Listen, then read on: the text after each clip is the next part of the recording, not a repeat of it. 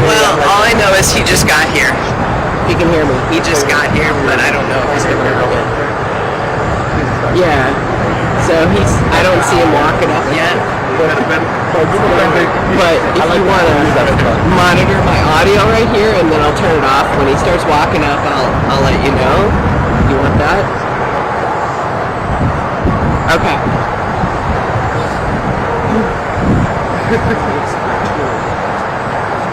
He's like, I like the movie. It's like...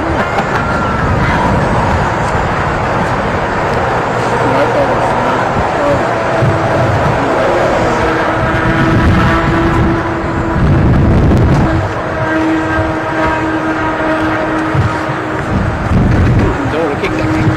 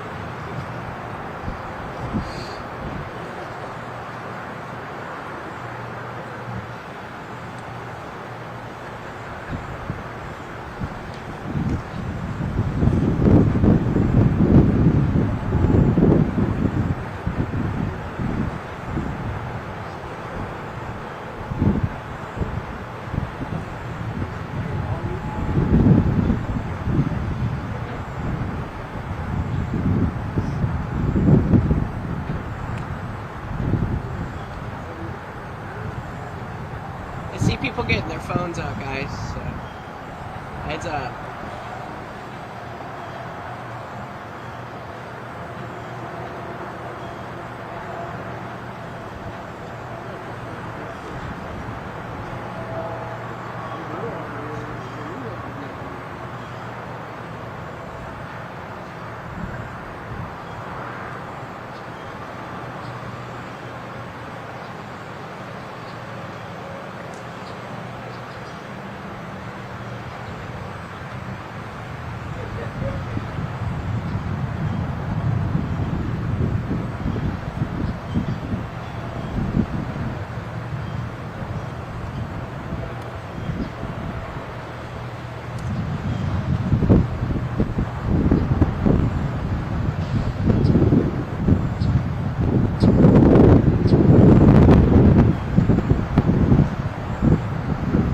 Here we go.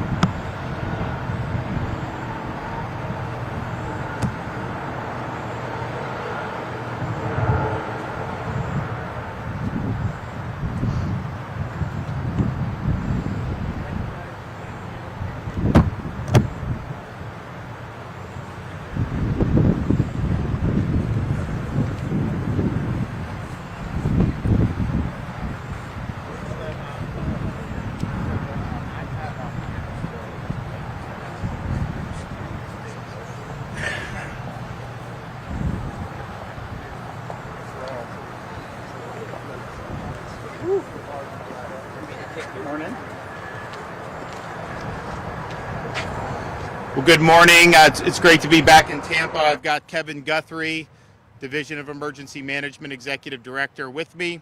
We also have the Attorney General, Ashley Moody. We're here at TECO Energy in Tampa. They're staging a lot of linemen for the upcoming storm, and we continue to have thousands of linemen pouring into the state. They're being amassed, and then obviously once the storm passes, they will go and work on power restoration. It is anticipated that there is going to be power outages, so folks have an opportunity to plan for that now. You still have time to make the preparations and put your plan in place today, but that time is running out. This storm, I think, as you know, is basically in the area of Cuba and the Yucatan Peninsula. It's moving past that, and then it's going to have pretty much a clear runway in the Gulf of Mexico. We, of course, began preparing over the weekend. On Monday, I signed an executive order. We now have 61 of Florida's 67 counties that are in a state of emergency, and it's been able to help surge resources and help with preparations there. We did get a partial approval of our pre-landfall emergency declaration from FEMA, but we didn't get approved for what we think we need to get approved for, so we're going to go back and try to get a more robust approval there. We are going to have a significant impact from this storm. It's a tropical storm now. It is going to become a hurricane. The models vary on how intense, but there's clearly a pathway for this to rapidly intensify prior to making landfall. You'll see these cones that get produced by the National Hurricane Center. You see these spaghetti models that get put out that I see online, and that's fine, and you should look at that, but just understand this is a very big storm. You're going to have impacts that are far outside of what a spaghetti model would have or what a cone would have. And so here in the Tampa Bay area, none of those spaghetti models or cones necessarily have the eye of the storm, hitting Tampa Bay, but even if it's 100 or 200 miles off the coast, you are going to see impacts with storm surge. You're going to see impacts with flooding. And so just be prepared for that. There have been local communities, counties that have issued evacuation orders in a number of Florida counties. You still have time to be able to do that. And so I would heed those warnings. You can hide from the wind, and there will be significant wind on this storm, but you got to run from the water if you do have a major surge, and you stay behind in that, especially if you're in one of these low-lying areas. That is potentially hazardous. You do not have to evacuate so that you evacuate far enough to not have any impact of the storm. If you get to higher ground and get in a safe structure like the shelters that have been open, I know in Hillsborough County and in other parts of the state, that will be sufficient. Maybe you have friends that are in higher ground. Maybe you have a hotel that you want to go to. You don't have to drive hundreds of miles, but if you are told to evacuate and you're in those low-lying areas, just know that there is the potential to have some significant storm surge. The track currently has the eye of the storm making landfall in Florida sometime Thursday evening in northern Florida. Right now it's in that Wakulla, Franklin County area, would potentially proceed into the city of Tallahassee. Now these things can wobble one way or another, but it is somewhat remarkable when I looked at this morning's runs. Most of those models are pretty much in agreement about the path of this storm. Doesn't mean that they're 100% right, but normally you'll have kind of an average of them, but you'll have some that may be further east, some that may be further west. Most of them are pretty close together now, so we do anticipate direct impact somewhere in the northern part of Florida, most likely in the Tallahassee region, but it could also toggle east and end up closer to the heart of the Big Bend, where we saw with Debbie and where we saw with Hurricane Idalia. But again, you're going to have impacts of this storm inland in the state of Florida, really all across the Florida peninsula. And even though southeast Florida was not in our 61 counties, the coastal southeast part of Florida, they are probably going to end up with tropical storm force winds as well. So it's a big, big storm, has the potential to have a lot of impacts. So again, you still have time to prepare. Make sure that you're executing your plan. Make sure you have the essentials that you need. We're proud to be here at TECO. I know that Floridians have come to really appreciate seeing those trucks coming into the state with the linemen prior to hurricanes, and they love the fact that the storm passes and you have immediately people going out to try to get the power back on as quickly as possible. That's not the way it works in every state in this country, mind you. I think people have seen recent examples where that hasn't been the case at all. So it's great to have that. I know TECO's proactive. I know our other companies. I've been speaking with the major companies. I've been speaking with the electrical co-ops, the municipal cooperatives, you name it. They're all hands on deck. And that may not have been true years in the past, but now they're doing this. We have mutual aid from the state that Kevin Guthrie coordinates. And again, we want to get people back on their feet very quickly. Having said that, you will likely lose power. Many people will lose power depending on where you are in the state. So just be prepared for that.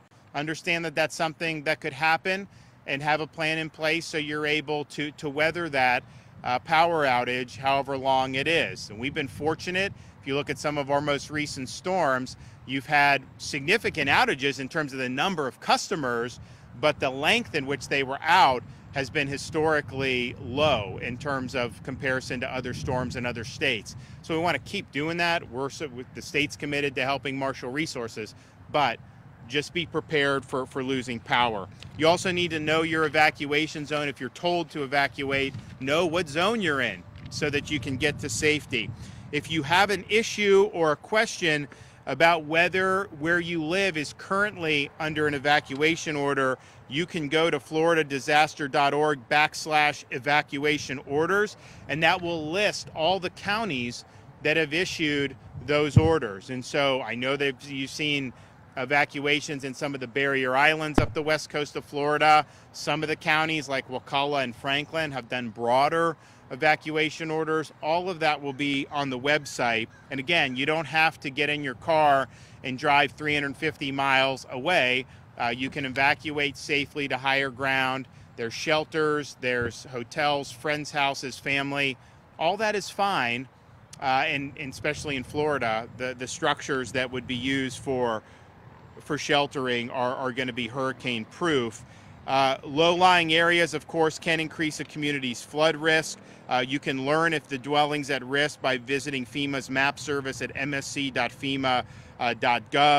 If you have questions about shelters, you can go to floridadisaster.org/shelters so that you can see what is available in your area. Now, every county in Florida is required to have at least one pet-friendly shelter. So here in Hillsborough, maybe not everyone is pet-friendly. I don't know, maybe they are, but you will absolutely have one, at least one, that is pet-friendly. And please don't leave your pets behind, especially if you're in one of the areas that's more low-lying where you can have significant damage.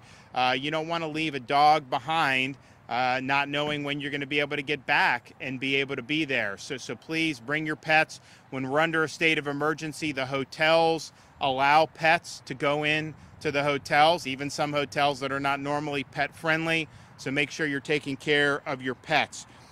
Kevin and his team at my direction have marshaled a significant number of resources. They are filling requests from the counties for supplies on everything from vehicles to tarps to generators, as well as additional personnel. As I mentioned, we have thousands of additional linemen pouring into the state. I think we got up to 18,000 yesterday. That number will continue to increase throughout today. We also have Starlink internet that can be deployed as needed for areas that have internet knocked out.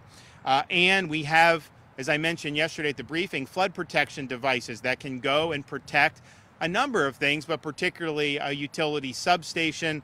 We did do that during Debbie. It was effective. We have 150,000 linear feet of flood protection devices that are in the process of being deployed. But local communities that want that, ask Kevin, ask the Florida Division of Emergency Management. We want to be helpful with that.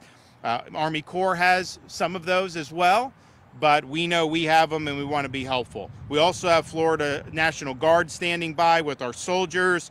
Florida Department of Transportation has lifted weight restrictions and is allowing bypass of way stations for emergency response vehicles, including utility vehicles that are staging for rapid response. Kevin has activated our fuel contracts, so we've got many tankers of fuel in addition to the norm coming in. You know, people have been waiting in line for some of the gas. I know up in Tallahassee, we saw that yesterday. I don't think any of the stations ran out that we know, but we've been working to make sure that all those are topped off. So that'll continue to go, and we're going to continue to monitor and respond to the storm with all of our different state agencies. After yesterday afternoon, there are 12 healthcare facilities ranging from hospitals to nursing homes that are reporting that they are evacuating, and you may see more healthcare facilities make that call in the ensuing hours. But obviously today is kind of the time where you would need to do that. So we want to make sure that everybody is safe. Just listen to the information. We try to provide information, and then folks can make the decisions that's best for them and their family. I don't believe in trying to scare everybody and trying to just say the only thing that could happen is worst case. We've said there's a range of possibilities for this storm. Some models have it as a Category 1, some as a Category 4. There is a runway for this to rapidly intensify. That's just a fact. You're going to have impacts far beyond the eye of the storm. That's just a fact. So we've been, I think, very thorough about putting out the information as we have it. There is still uncertainty about the intensity of it. It does have the potential to be a major hurricane, and even above what Idalia was, which was close to a Category 4 last year. It was a strong Category 3. This does have the potential to exceed that. Again, not guaranteed to, but it has the potential to. So make sure you're making the best decisions for yourself and your family. We stand by to be able to respond as soon as the storm hits. I know people are going to be happy to see the linemen that are going to be out there working. I want to thank all the linemen, first of all, our Florida linemen, for what you do. You get appreciated more during the hurricanes than in the normal kind of course of life. But the reality is so much of our lives now depend on having the lights on and having the power flowing freely. That gets interrupted sometimes on these hurricanes, and so we've got a lot of folks in Florida that do a great job for us, and we're going to have a lot of folks in from out of state who are going to be on target and who are going to be helping to restore power as soon as the storm ends. Of course, we've got the full phalanx of agencies and assets that are standing by for search and rescue should that be needed. I will say the last couple storms, the last 2 years, 23 and this year, we have not needed as many as we've had in the past, and I think part of that is some of the folks in vulnerable areas evacuated. So we'll see what's necessary. Hopefully there won't be a big need, but we have all the agencies and all the assets on standby, everything from high water vehicles to riverine assets to rotary wing aircraft. It's all there and will be deployed as needed. So I want to thank everybody for taking it seriously. I want to thank everybody who's been involved in the preparations for what will become Hurricane Helene. And I want to thank the folks here at TECO for hosting us here today. I always talk, I talk to, the CEO, Archie, and I say, man, we always talk when there's a storm. Like maybe sometimes just got to figure out and talk, like go to a high school football game or do something instead of always being about storms. But nevertheless, we're very proud that so many people across the private sector, across various areas of government, mobilize very quickly when these storms are on the horizon in the state of Florida. So thanks for everyone who's been involved. And with that, I'll turn it over to Kevin Guthrie. Thank you, Governor. Good morning, everyone. My name is Kevin Guthrie. I'm the Executive Director of the Florida Division of Emergency Management. Tropical Storm Helene, as the Governor has referred to, is expected to strengthen into a major hurricane before making landfall across Florida's Gulf Coast on Thursday. The state continues to work on more than 750 resource requests from counties, and many areas to the south are already beginning to feel the impact from the storm. This morning we saw some outer bands starting to hit the upper Keys, middle and lower Keys, as well as Collier, Miami-Dade, and Broward counties. We can expect conditions to continue to intensify throughout the day as the storm gets closer to landfall. Residents should continue to monitor weather alerts so you know what watches and warnings your community may be under, and remember that a tropical storm or hurricane warning means that you can expect these conditions in the next 36 hours. As of this press conference, all but 3 counties, Escambia, Okaloosa, and Santa Rosa, all but 3 counties in the state of Florida are under some type of tropical storm, flood, storm surge, or hurricane watch or warning at this point in time. So that is 64 out of 67 counties need to pay attention to their alerts starting today. Some may turn off these emergency alerts, but what I would ask you to do in your settings, go back and turn the government alerts on right now. You're going to need to listen and be ready to receive those alerts. I think the governor makes a very, very clear point, is that there's a wide range of possibilities. Each and every homeowner, each and every business owner, each and every private sector individual needs to make the decision that is best for their family on the conditions that we have right now. But those conditions may very well, in the wide range of possibilities, be a Cat 1 all the way to a Cat 4. But you need to be able to receive those alerts from the government so that you can make the decision best for your family. Maybe the breaking point is Cat 2, maybe the breaking point is Cat 3, but you got to be able to receive those alerts. So check your phones, go into the settings, make sure that you can receive government alerts from us. There's also a possibility of life-threatening rising water moving inland from the coastline in the next 36 hours along the entire Gulf Coast. I know as we continue to stress this, please do not focus on the forecast cone. The hazards from this large storm, over 250 miles from the center, will be far, far-reaching. Again, we have a classic example of this morning. Miami-Dade, Broward, and the Upper Keys were not in any type of watch or warning until 5 a.m. this morning, when they started to experience some of those outer bands. The tropical storm force winds can be felt up to 250 miles from the center, as I just mentioned. Tornadoes are probable. High winds, life-threatening storm surge, and flooding cannot be ruled out. If you live in a coastal or low-lying community, visit floridadisaster.org/know, that's KNOW, to find out if you live in an evacuation zone so you can make informed decisions. I want to be very, very clear about this. Some people may be for the first time figuring out what their evacuation zone is. And there have been a lot of evacuations called for Category A, Evacuation Zone A. There are two different zones that relate to weather. There is FEMA flood zones, and yes, there is a FEMA flood zone A. And it has nothing to do with Evacuation Zone A. So when you go to that property appraiser's website, you go to our website, we link you to whatever that is. Make sure you look for Evacuation Zone in a letter. Do not look at the flood zone in a letter. Again, another example, there is an AE flood zone with FEMA. We may call for evacuations between A and E in this disaster. Make sure you focus on the evacuation zone. If you live in manufactured or a mobile home and are in the path of the storm impacts, it is not safe to stay in that. Many of our counties, if not all of them, have called for low-lying and manufactured housing evacuations already. If you're not sure if you're in that, again, as the governor has already mentioned, visit floridadisaster.org/evacuation orders to find out if you are under an evacuation order. If you are ordered to evacuate, please do so. The time to put your disaster plan into action is now. Make sure you're doing that. Make those final plans. Make sure you got stuff for the kids, pets, seniors in your household. Remember, you only need to travel tens of miles inland to get to a safer location. Shelters are going to start opening up as soon as Wednesday.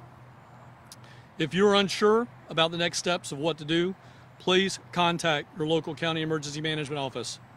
Your yard should be debris-free now, especially in this Tampa Bay area. If you can pick it up, put it up. Make sure you secure it. You don't want that to impact somebody, your neighbor.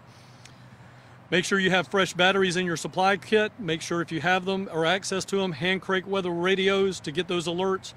And then also be sure that you follow the agency on X and Instagram at FLSERT, that's at FLCERT, and Facebook at FDEM, as we continue sharing important information about this storm. Governor, as always, we are successful because you allow us to be successful and give us such a heads up on what we need to be doing. So thank you so much for your leadership and your partnership. Sure. And so I think Kevin mentioned it, I mentioned it, but again, you can see these forecast cones, and that's great. But even if that was 100% accurate, this is a really big storm. You're going to see impacts up to 250 miles outside the center of the storm. And the way the storms work, Gulf versus Atlantic, it's the eastern side of the storm that is usually the most severe. And so if you're coming up the Gulf Coast of Florida, you're going to have the entire Gulf Coast where that could be whipping up surge, a lot of winds, all this stuff. You notice he said Okaloosa, Walton, or Okaloosa, Santa Rosa, and Escambia aren't under any kind of watch. This could end up hitting Tallahassee. That's a lot closer to Tallahassee than some of the others on the eastern part of the state of Florida, like Northeast Florida, but it's because a lot of on the right side of the storm is just going to cause more problems. That's why, like, when these Atlantic storms come, they brush our coast, and we can get some damage, but most of the damage is out there still in the Atlantic. So you're going to see the more violent side of the storm. It's going to whip up surge. It's going to produce high winds that are going to impact the Florida Peninsula from Tampa Bay all the way across to the Atlantic coast of Florida. So that'll happen. So please, you have time now to put your plan in place and to make the arrangements. The time's running out, though, and you don't want to be in a situation where you're scurrying around tomorrow. I think you'll probably start seeing impacts probably in the morning, certainly with the wind. I know the storm is likely to be probably about the north. It'll have gone far enough north that it'd probably be about equal to Tampa Bay sometime late morning, early afternoon tomorrow, and then hitting probably tomorrow night. And even that can change depending on how this thing goes. I think it's anticipated to move quicker than some of the more recent storms, and there's pluses or minuses to that. But the reality is today is the day to finalize your preparations and to put your plan in place. So please do so. Take this seriously and make sure that you're looking out for yourself and your family. With that, I'm happy to take some questions.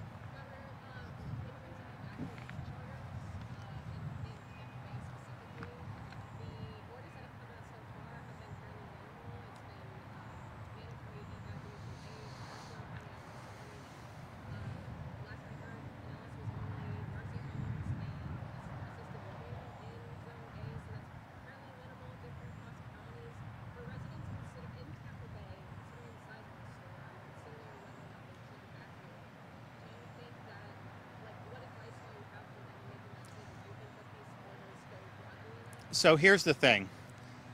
You can, if there's a evacuation for zone A and you're in zone B and you look around and historically you think you could be invulnerable, there's nothing preventing you from going to a shelter. There's nothing preventing you from going to a family member's house, a friend's house, hotel, whatever you need to do to where you're on higher ground and you're running away from the water. Now, we obviously, when we do hurricane response, this is a bottom-up thing. The local counties are responsible for making the call on evac orders, partially because they're there.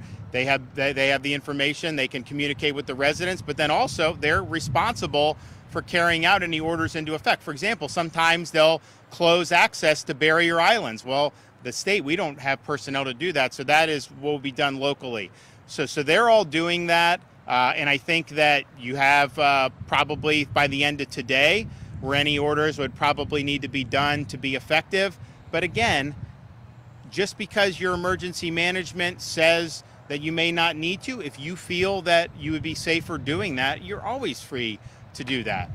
You can come back as soon as the storm ends. And so you use your judgment depending on where you are, depending on the history. People have seen, look, this is not the first rodeo for the state of Florida when it comes to hurricanes. It's not the first rodeo for storm surge on the Gulf Coast of Florida. We know some of those areas, particularly in Tampa Bay, are very vulnerable. You have flooding on just run-of-the-mill weather that can happen. And so I think that the local folks get that, and I think they'll be able to make the appropriate calls. But if you don't think that they're making the right call in terms of not having it broad enough, that does not prevent you from taking whatever action that you may deem necessary. I mean, I think if you're looking at this storm, the eye of the storm is going to be probably, what would you say, Kevin, 150, 200 miles off this coast, 100 miles at least? Yeah, 100, 150 miles will be the eye of the storm. So that impact direct, it's going to be out in the Gulf. But the field is so big with the winds, and it's going to churn up a lot of surge, that you're likely to see something significant, particularly in the barrier islands and those low-lying areas. And so we always say you can hide from the wind, especially with Florida structures that have been built in modern times, but you run from the water, because if that water really does come crashing in, it's not a lot you can do about it at that point. Just again, given the size of the storm, are they anticipating greater outages than we've seen in recent years? Are there in places like Hillsborough? I don't think I think you prepare to have major outages. I know they've put a lot of resources on the table. We've got folks across the country that are coming in, and we want to make sure that those folks are on target and are able to do their job when the storm passes. If you think about Idalia, which was last year, it was almost a Cat 4, was a major hurricane. You had, I think, the fastest restoration that we've had, but then Ian was millions of people out, and you had people in Ian literally that Thursday, I guess it hit on a Wednesday, like that Wednesday night, trucks were coming in from Miami across Alligator Alley to go to Southwest Florida. So folks are on standby, they're ready to go, and they will go as soon as it's safe to do so. They're going to do. We also have FDOT that's assisting with cut and toss operations. Sometimes you can fix a power outage, but you got to have access to be able to get to where you can do it. If there's a lot of debris on the ground and the roads are not cleared, then it's harder. So FDOT is involved in doing that. We would like to have more support from the federal government just in terms of our pre-landfall declaration. They've approved for direct federal, but we think it should be broader from what we requested. And so hopefully that'll get rectified today. This storm is coming after we've already seen a ton of rain, had a lot of rain events, the ground's very saturated. How is that sort of influencing conversations and decisions when it comes to deploying these resources like our utility? Well, first, that's part of the reason why you have 61 counties under a state of emergency. Because if you look at some of the areas far east of here, you're looking at even potentially significant saturation because of what they've already had. And so there's definitely pockets of the state that are very saturated. Even if you have 8 to 10 inches of rainfall, some hurricanes can dump a lot more than that. But even if you do that, that's building off a lot of rainfall. So that went into the calculation about why we're doing state of emergency. Yes, we have resources in North Florida, kind of in the Tallahassee area. We've got it in the Tampa area, and then we have it on the east coast of Florida as well, because I think you do have the potential to see a lot of water rise, just given what we've seen in recent weeks and months with the amount of rain that we've gotten. There were still some aspects of it that we felt we needed. What are those? Kevin, you want to address kind of our step forward with that? Yeah, so the question was in reference to the FEMA request. What is it we're still looking for? Right now, the FEMA request has been limited to direct federal assistance in some counties related to just Cat B, which is emergency protective measures, and then there's even a smaller window for Cat B measures as it relates to evacuations and sheltering. I think what's important here is we're going to see anywhere, as the governor's mentioned, a Cat 1 to Cat 4 storm. Rapid intensification, all you got to do is look at history. When things get into the Gulf, we have rapid intensification, usually 2-3 numbers ahead of what it was predicted to be. And we know that in North Florida, and we know that people in D.C. are not from Florida, we have a lot of tree canopy. You just look around this property, there's tree canopy everywhere. That's going to lead to debris problems. And unfortunately, we do have some counties. I was talking to someone this morning about a fiscally constrained rural county on our Gulf Coast that's having to make decisions today because they've been hit by 2 storms. And they're saying, look, we can't afford to put the police officer out there on overtime directing traffic because we're not guaranteed that we're going to get reimbursed for that security mission or that traffic mission. So, these are things that where we live, down rubber meets the road, counties are making decisions based on what's in that declaration.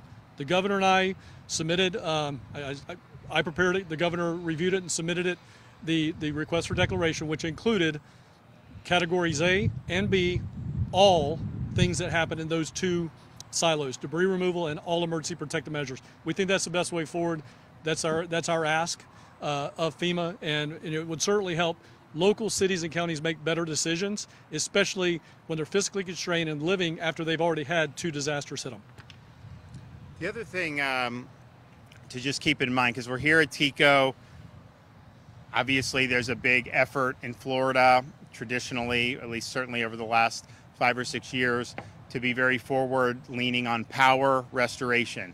And that's good.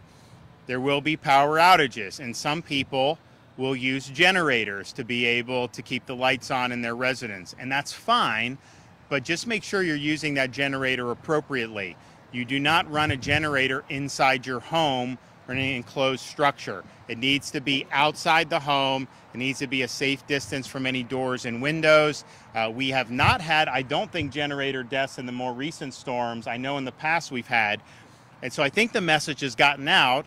But even since Idalia, we've had people that are new to Florida, may never have been through one of these things. So just use the generator appropriately. Do not run the generator in your house.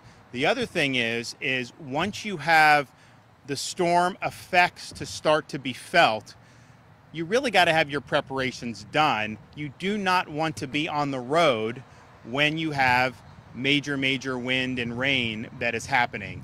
We typically will see some fatalities every year for people that are out and about past time when it would be safe to do. So you have time today to prepare, you have time to do what you need to do, but as we get into tomorrow, you're going to start seeing effects of this, and the effects can get worse very quickly, especially if you're far from home. So just prepare for that, and don't put yourself in a situation where you get stuck or you have, God forbid, an accident because of the hazardous conditions. So we put your safety first, make sure that you know that there's risks involved with this.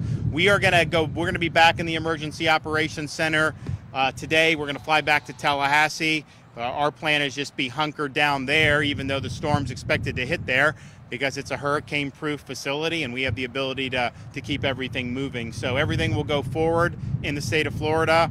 Kevin and his folks have been at level 1 now since Tuesday morning, and we'll continue all the way up through impact. And then as soon as the storm passes, make sure that we have the emergency response and power restoration where they need to be. Thanks, everybody.